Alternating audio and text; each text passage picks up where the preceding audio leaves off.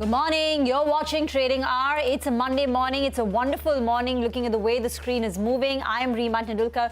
With me is Vivek Iyer, and we're coming to you live from the CNBC-TV18 Motilal Oswal studio. 23,600 on the Nifty. That's what the tape is suggesting. 266 points up on the Nifty. The Sensex now inching towards a 900-point gain. It's been a vertical rally for our markets. Last week, we added on close to about 1,000 points on the Nifty. And this week, on day one, in the first half of the trading session, we've advanced another 260 points. We've practically recovered all the lost ground in the month of February. And every single day, we've been making higher lows. You know, for the last 6 trading sessions, because the markets have been on a winning streak for the last 6 trading sessions, these are the intraday lows. And the technical picture of the market is also improving. The Nifty Bank has comfortably surged past the 200-day moving average of 50,960. Right now, it's 51,700. It's an 1,100-point up move on the Nifty Bank. It's the clear outperformer with a gain of close to about 2.2%. But defense, real estate, the PSU name, CPSE index, these were the laggards from October to February. They've led the rebound in the month of March, and that has continued. Mid-caps and small caps, too, having a solid session. Good morning, Reema. I can't ask for a better start to the week in terms of the kind of action, price action that we're seeing. Remember, it's the 6th straight session that we're seeing in the green, and it'll be a record of sorts, almost, if you go back almost 4 or 5 years to see 6 straight sessions, but we still have quite a few hours to go before the end of the trading session. What's doing well? Like you mentioned, Cap Goods Defense, they're doing well. Larsen, we just reported earlier during the day that they are in line to bag a very large order. That stock is doing quite well. And along with that, the capital goods, the defense names like BL, BHEL, Cummins doing very well in the session today. One stock that cooled off after seeing a strong start was actually DLF. DLF had an analyst meet over the weekend. Slight disappointment in terms of the pre-sales that the company has guided for in terms of FY26, but overall very positive commentary coming to stock high by 1%. And 2 stocks, both Finolex cables as well as Finolex pipes, both of these stocks, especially when you look at the NSE 500 index, both of these stocks doing very well, each up over 10%. On the back of that very strong session, broader end of the market doing very well. And like you mentioned, Reema, market breadth very, very strong. Let's talk about IT. IT has been the laggard. Now, CLSA has already come out with a Q4 FY25 preview note. A bit early, but the numbers are here now by CLSA. They're saying the uncertainty is priced in. It seems a lot more pessimism is built into the current valuations of Indian IT companies after the recent correction than potential earnings cut. The Nifty IT index in this quarter, quarter to date, as we call it, is down 15%, underperforming the Nifty by nearly 14%. They do acknowledge that given the uncertain and tough macros, discretionary demand could be postponed by 1 to 2 months, and particularly sectors like manufacturing and retail, where the impact of the tariffs will take place, the tariff war, we could see some pain there. So therefore, they've lowered the growth estimate. So across the board for the companies under their coverage, revenue growth estimates have been cut down by 3 to 4%. EPS cuts will be limited because of the INR depreciation. But they're saying even as discretionary demand gets pushed back even further, there will be large cost optimization deals, which will be up for grabs. And here, some of the Indian IT companies are well placed. So they've upgraded HCL Tech. They said HCL Tech led the revenue growth in FY24, FY25. It's likely to do so even in FY26. They also like TCS, Infosys, HCL Tech we spoke about, Wipro and Tech Mahindra. So pretty much the entire large cap pack. They've also upgraded LTI Mindtree from an underperform to a hold on the back of valuations. And a quick word on how FY26 is likely to pan out for Indian IT companies. Infi, they expect the company to guide for 2 to 5% in FY26. HCL Tech, 3 to 5%. Wipro gives you a quarterly guidance. So in April, the company is likely to say that Q1 FY26 growth is likely to be 0 to minus 2%. So it's got to be a tough growth here. Growth is not bouncing back in FY26, but CLSA's call is that the current valuations after the recent correction prices in all this pessimism and the postponement of discretionary demand. Right. Thank you so much, Reema, for taking us through what exactly to anticipate as far as FY26 is concerned for the IT pack. But earlier today, just prior to market open, we told you about a very important development as far as L&T is concerned, Larsen & Toubro. So from reports, this is from a Middle East infrastructure journal, where we understand that L&T has emerged as the winning bidder or the lowest bidder, and this is for a very large project. In fact, if L&T gets the entire project, if the project is not split, this could be one of the largest projects, in fact, the largest project that L&T has received, especially from West Asia. So what is the quantum of the project, or the likely quantum of the project? It's $4 to $4.5 billion, and this particular project is coming in from Qatar Energy. Remember, the bids for the project opened a little while ago, and this particular project is for expansion of the North Field South expansion projects that Qatar Energy is undertaking. Remember, this particular project is part of Qatar Energy's long-term capex plan, where they're looking to increase LNG capacity from 70 million tons per year to 126 million tons per year. We reached out to L&T earlier today. Remember, L&T did not respond. They typically do not respond, to likely order wins. They go ahead and inform the exchanges once the LOI is received. But what is important to note is that, Rima, this particular order win, if it comes in, and if the LOI has been received before the end of FY25, the company will book it in FY25 itself. And this will help the company significantly and comfortably outpace their own order inflow guidance of 10% growth on a year-on-year basis compared to the base of FY24. So it's a very important development. L&T will wait and watch by when the company does inform the exchanges. And the other important thing to watch out for will be whether this particular order or the package is split into different parts. What will be the quantum that L&T has received? But an important development to keep track of as far as L&T is concerned. Got that. Stock is higher in the large cap space, 2% up. Titan is under pressure. Stock is down close to about 2.5% now. Mangalam joins in. Mangalam, this rapid rise in gold prices could hurt Titan in the current quarter. Well, that is one. And second is that, all of last week, the stock did extremely well. The reasons the street was searching, and now the stock is lower. So, the reasons people are attributing to this note, which has come in from Ambit this morning, saying that their fourth quarter momentum in terms of growth may moderate. The company in its third quarter earnings call itself had said that, there's a strong start that happened to the fourth quarter, but they flagged a pause after the first 3 weeks of Jan due to the sharp rise in gold prices, which continues all the way up to now as well. Ambit has said that their channel checks suggest weaker revenue growth momentum for Tanishq in both February as well as March. So what this does is puts their 22% to 29% growth built for built for the company by them and the consensus for the fourth quarter at risk, which implies a cut of nearly 2 to 3% in estimates, assuming 15 to 18% growth in the fourth quarter itself. Because of this, the near-term revenue pressures, uncertainty at the margin levels, makes their 50 times FY27 price to earnings valuation also seem a little expensive. So in this consumer discretionary space, they prefer the better bets to play would be via Nykaa as well as Sapphire, not so much Titan, because of valuations and maybe fears of near-term growth moderation. Thank you so much, Mangalam, for joining in and telling us about Titan, the stock now down over 2%. Let's now slip into a short break. Up next, we'll discuss what's buzzing in the commodity space with Manisha Gupta.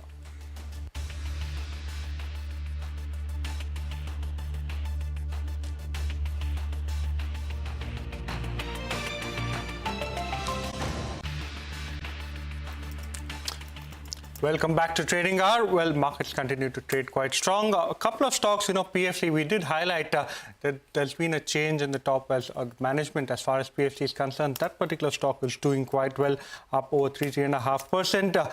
Indigo is the other stock in focus. It had a stellar couple of weeks. Today, it's cooled off a little bit from the day's highest point. That particular stock now at the day's low. SRF is the other stock. That stock too has cooled off a little bit.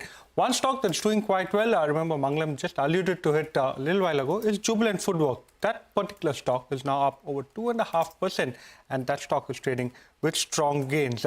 Voltas is the other stock. Remember, on Friday, it saw a very weak session. There was a downgrade coming in from BofA Securities on Voltas. That stock fell almost 3% on Friday, but it's seen a very strong comeback, up over 1.5% today as far as Voltas is concerned. And Policy Bazaar is the other stock that we're looking at. That stock is having a very strong trading session, up close to 5%, Policy Bazaar or PB Fintech. But we'll now shift focus to the commodity space. Manisha joins in, and today we are focusing on wheat.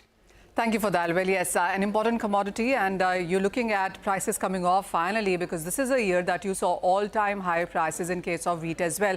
Well, the reason that you have seen prices go up is because there was lower inventory. The government buffer stock was the lowest in many years, and the supplies in the open market in sense of mills and production were also on the weaker side. But now the arrival has started to come in, and there is a government estimate of a record wheat crop this time around at around 115.1 million tons. When you look at the industry, well, various associations have put out their numbers as well, and they are anticipating crop anywhere between 100 to 115 million tons. The reason that the industry is looking at a lower crop, because remember, there was a heat wave in the month of Feb and a hotter March as well, and that could have impacted wheat as a crop there. India did produce 113.3 million tons in the previous year, so the markets are anticipating similar or slightly higher in sense of crops there.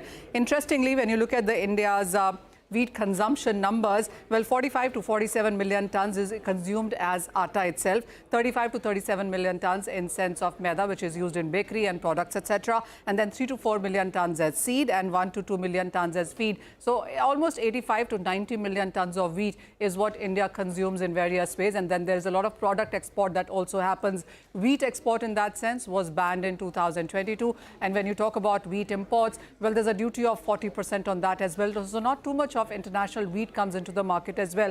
But the good point here is that we did see all-time high prices in sense of wheat, and that did add to the food inflation numbers. But with the kind of crop numbers that you're looking at and the consumption numbers, and an estimate that the government will be able to procure quite a bit with the kind of MSP and bonuses that have been announced, at least this concern for the time being doesn't really seem to be a botheration. Thank you very much for that. Hormus is telling me we're quite close to becoming YTD positive. Wow. If the Nifty crosses the 23,644 mark, so we're about 30 points away from that level, and then we would turn YTD positive, and that in itself would give bulls a lot of comfort. So watch for that level, 23,644 to turn YTD neutral, or at least manage to erase the losses over the first 2 months. A small programming note for all our viewers then. CNBC-TV18 and HSBC India are back with Season 2 of SME Champion Awards. This prestigious platform celebrates SMEs that are pushing boundaries, making an impact and shaping the future. Nominations are now open. Scan the QR code now. Submit your entry for the SME Champion Awards Season 2.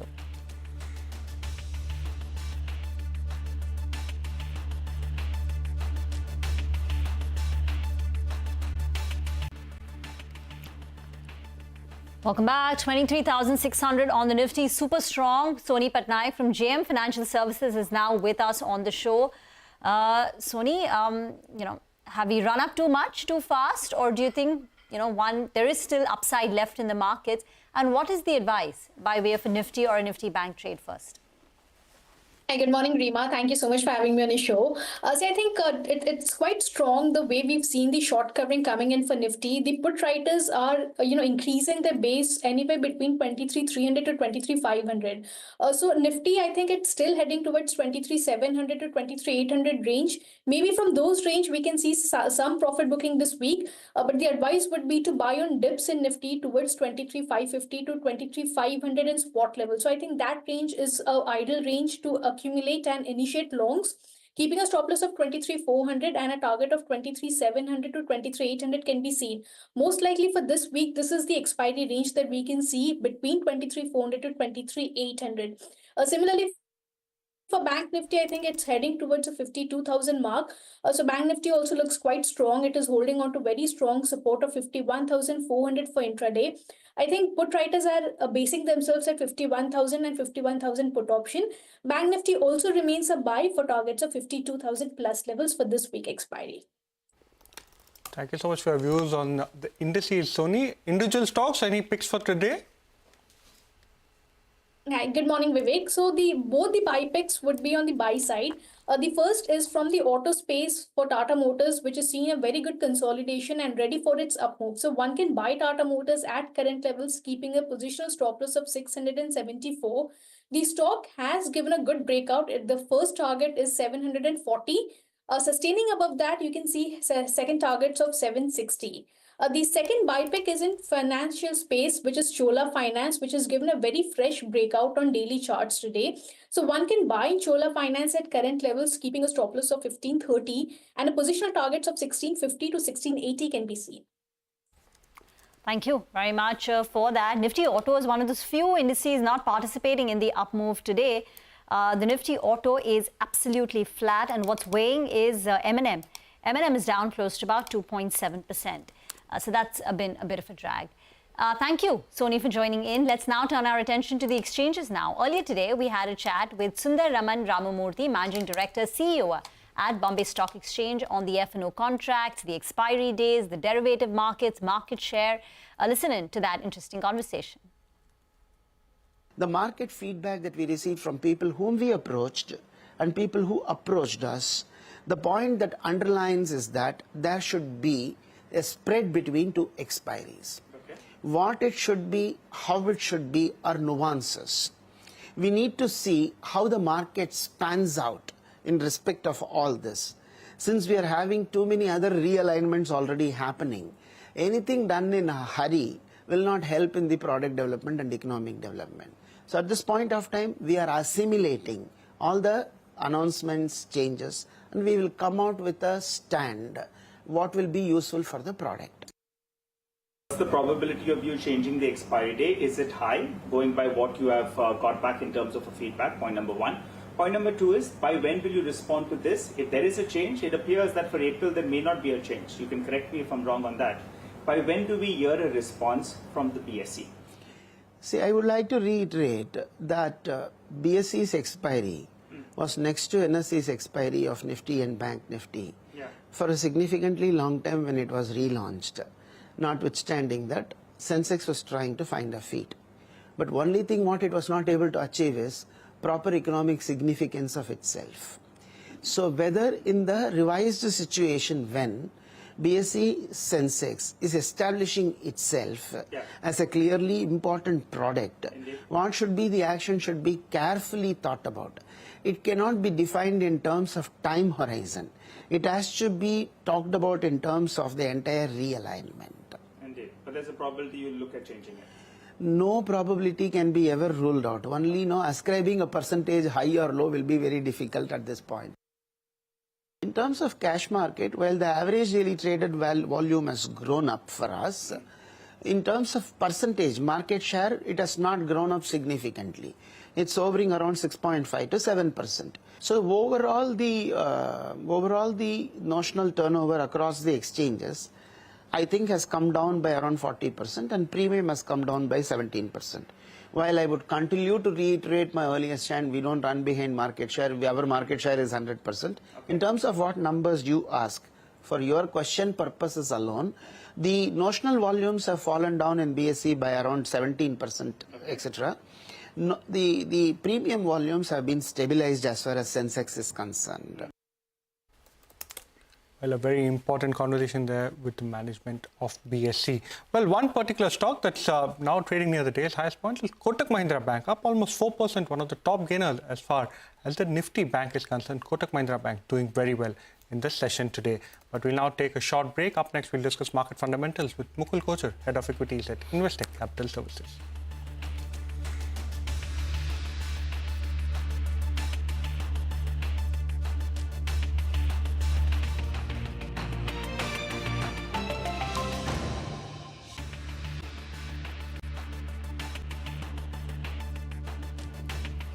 Welcome back to Trading Hour. Well, market veteran Ramesh Damani says that the bull market that began in 2021 has resumed and PSE stocks will continue to lead it. He also tells Surabhi while he is optimistic about public digital infrastructure companies, he is wary of the consumer tech internet stocks. Would they continue to lead? Yes, I think they'll continue to lead the bull market. There's been some evidence, again, the defense stocks, flashing up as we speak. So I see what has happened that perhaps we don't understand is I think this government understood correctly that there's no public favor in terms of disinvestment in India, privatization. I think successive governments have tried that and it has failed. So they've done the next best thing, which is improve the corporate governance of these companies.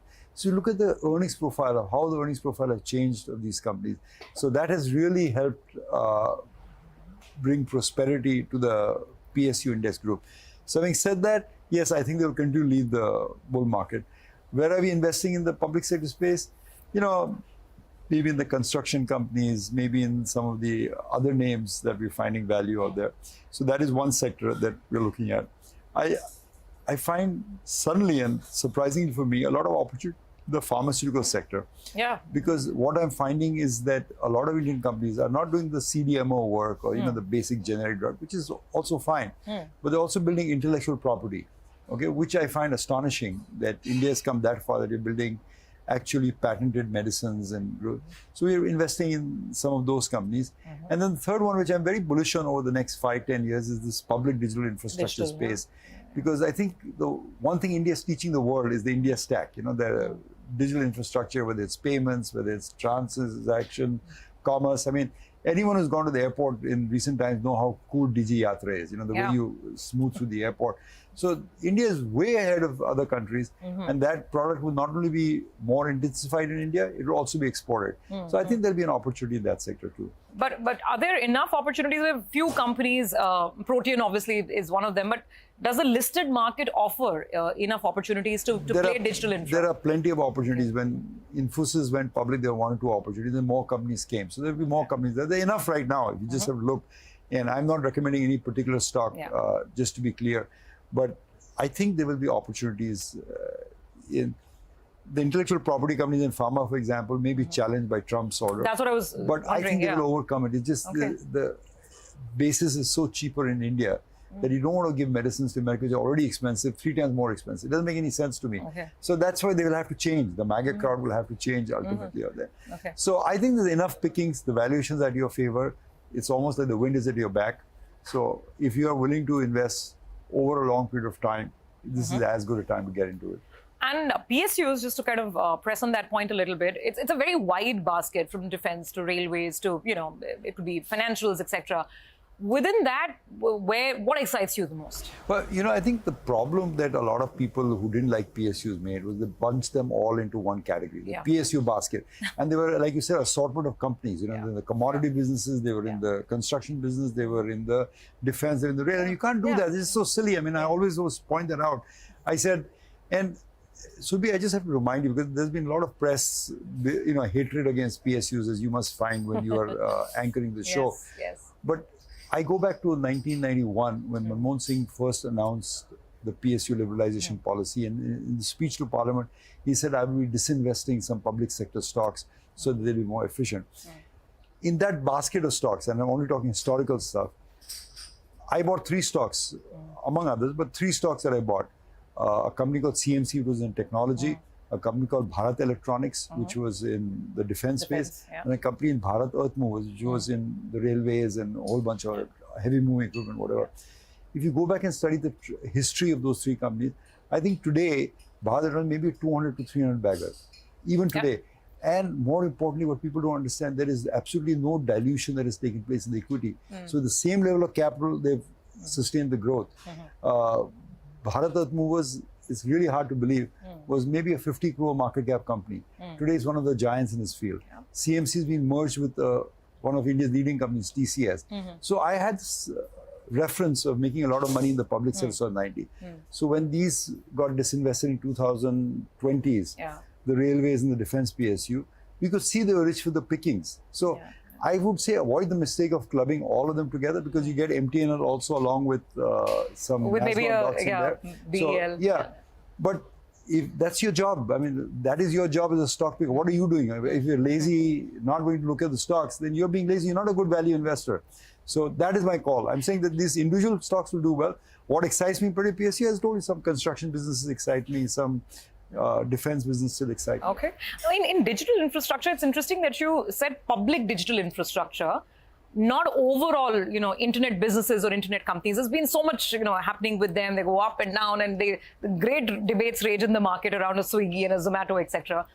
Overall internet, not so much, more digital public infra. Why is more that? that because that's where the great growth opportunity lies for India in making life easier for the common citizen. In the internet businesses, I am all in favor of them, but I'm not finding great valuation comfort in. They are still at, they are at exorbitant valuations in my belief. So we bought some of them, but we haven't bought all of them. What an interesting conversation with market veteran on individual sectors that he likes, how he's navigating the PSU's pharma, and how India is becoming a role model for IP and the digital stack. We'll get into a break. We'll come back with more on the markets. This time, our conversation is with Mukul Kochar. Stay tuned.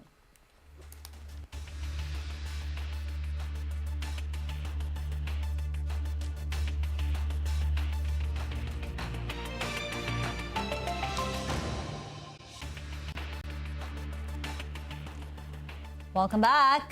23,600 holds on the Nifty. We're up to 65 points. Banks are up nearly 1,000 points, with names like Kotak Mahindra Bank leading from the front, 4.5% higher. You've got an ICICI Bank up 1.5%. Axis Bank has advanced nearly 2.5%. And we should finally pull up HDFC Bank too. That's participating on the upside with a 1 1/3 percentage point gain. Mukul Kochar, Head of Equities at Investec Capital Services, is joining us on the show. Mukul, it's been a while since you've joined us on the show, so thank you very much for that. Look forward, yeah. Thank you very much. Look forward to the interaction. So first, just tell us, what have you made of the correction that we've seen over the last couple of months and this quick, swift recovery for the last couple of days? Your thoughts on the market setup? Sure. The correction was set up because, a little bit overvaluation was there in the mid-cap side. And then, China suddenly came into favor and massive outflows took place since October in India. And then money went back to the US. So flows combined with expensive valuations were the trigger. And that is what the correction has been about. What we've been telling people, though, on the other hand, is that fundamentally, India is just looking, nothing has really changed. India is still looking good.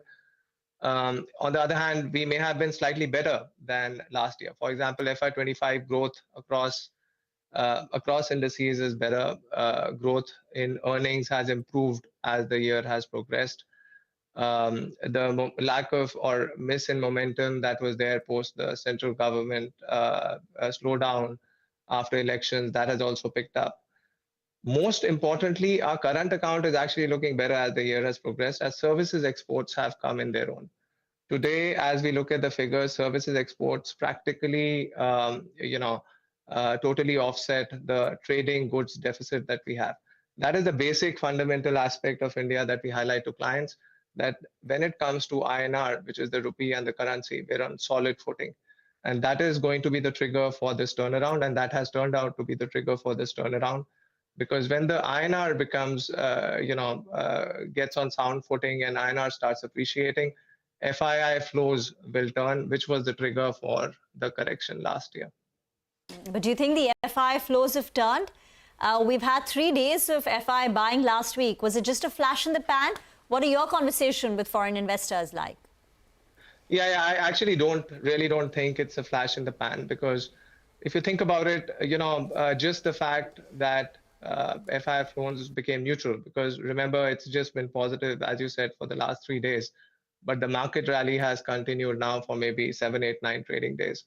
So the rally started without FII participation. Actually, the rally started as FIIs were already selling.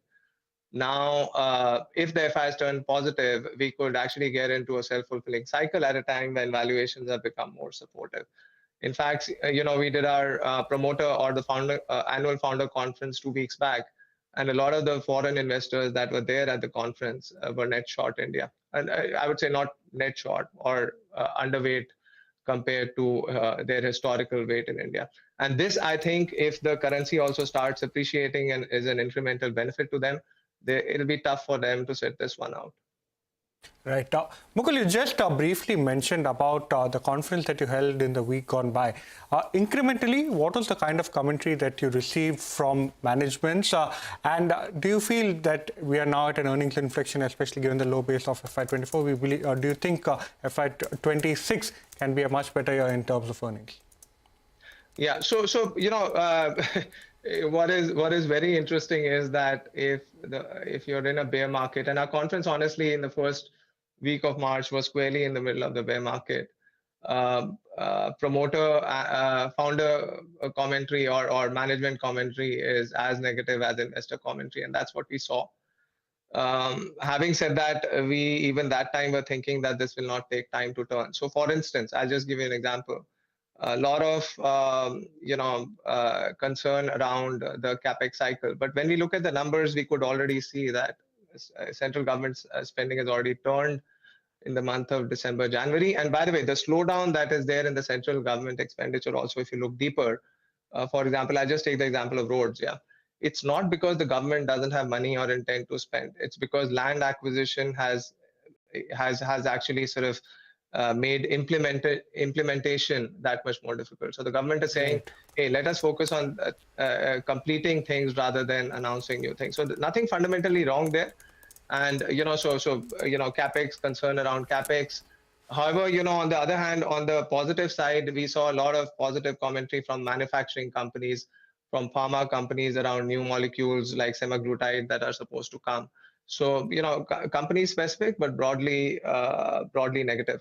Finally, on earnings, when we look at earnings for the 3 quarters gone by, 2 things we can conclude: that FY25 earnings as they stand today are very achievable, as in consensus earnings will likely be beat for FY25.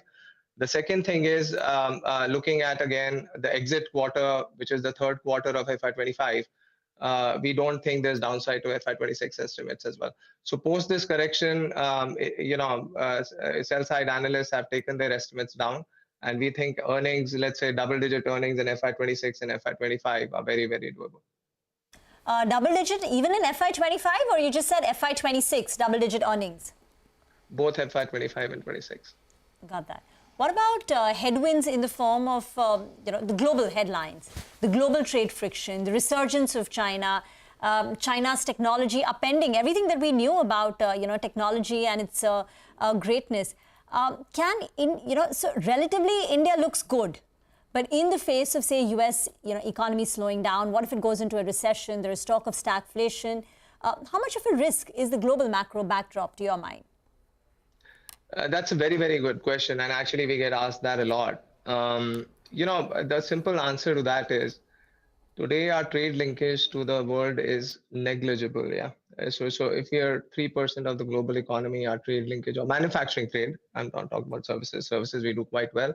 And that is something, because of demographics, because of the value India offers, is already on a strong footing. When it comes to goods trade, we are roughly 3%, or manufacturing, we are roughly 3%. Yeah. Manufacturing in India, let's just say manufacturing in India is roughly 3% of global manufacturing. And that is what is the concern on global slowdown. That is a concern when it comes to tariff. And honestly, when you look at that, look at the commentary of the manufacturing companies, look at the, clear sort of direction from the developed world to create alternatives to China, I think we will get down the global slowdown quite okay. Yeah, because, on one hand, our services exports offer cost benefits as well as, an answer to the demographic challenges in the developed world. On the other hand, our goods exports provide an answer to companies or countries trying to de-link their supply chains from China. So I think both can work very well, even in a slowing global backdrop. So I'm not too concerned, honestly, about global slowdown. I'm actually looking more into how we get through the trade negotiations that are ongoing with US and Europe. And that to me looks like a huge opportunity than a risk. Mukul, are you particularly worried about the impending retaliatory tariffs that are likely to come into effect from April 2nd? And very quickly, your key overweight as well as underweight sectors. Yeah, so April 2nd is certainly going to be newsworthy. Yeah, so but I think one should look beyond that.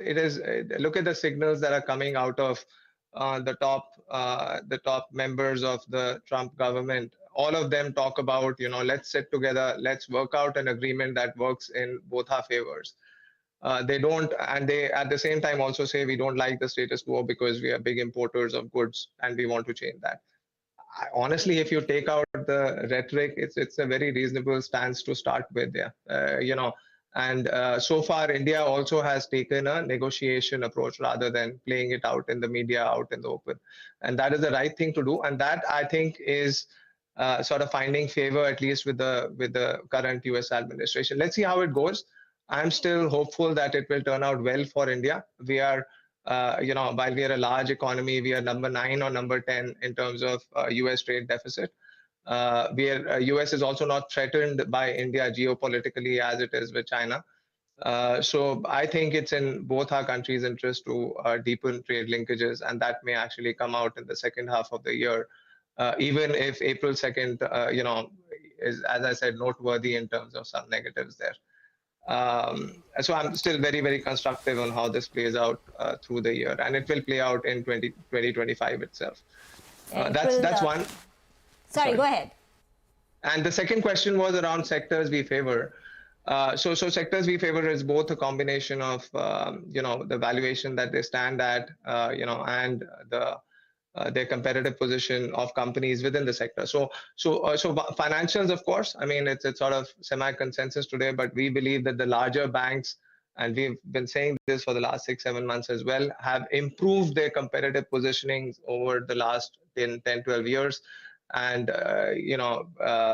despite that, they're trading at a discount versus their historical average. And why have they improved their positioning? It's more expensive regulatorily. It's more expensive in terms of technology. They have better cost of funding. Finally, people forget that the larger banks have better products. I mean, very few small banks have a credit card, which is one of the most profitable retail product that a bank puts out. So barriers to entry in the large banks are higher. There's only one success you can make out in a challenger bank, which is Kotak over the last 2 decades. That tells you the industry has very high barriers to entry. And at a time when these stocks are trading at all-time lows, or historical sort of recent historical lows, we are constructive over them. The larger PSU banks as well as private banks. We also like pharmaceutical sector for the kind of cash flows these companies are generating. Also, the fact that pharma capex is come off quite substantially. Even as these companies make low return on invested capital today, we expect this ROIC to improve. And we're not worried as much about the US tariff threat, because you can see that all we export to the US is $8.5 billion. And if you look at the company internals, none of this supply is profit making. So Indian pharma is where they make their profits, US is where they, and when I say profit, it has to make cost of capital. So if more restrictions are put around imports, I genuinely think that the response would be, let's reevaluate our presence in that market. So there's some sectors we like, and otherwise stock specific like infra, oil and gas, all these sectors are also looking good at this point. Great conversation. Thank you. Well-rounded one. Thank you, Mukul, for joining on. Look forward to more conversation. Need to get into a break, but as we do that, here is some good news for all our viewers. India's business news leader is now just a click away, introducing CNBC-TV18's all-new app. Get instant access to breaking news, our articles, financial world updates at your fingertips. Download the CNBC-TV18 app from the Apple or the Google Play Store, or you could just scan the QR code on your screen.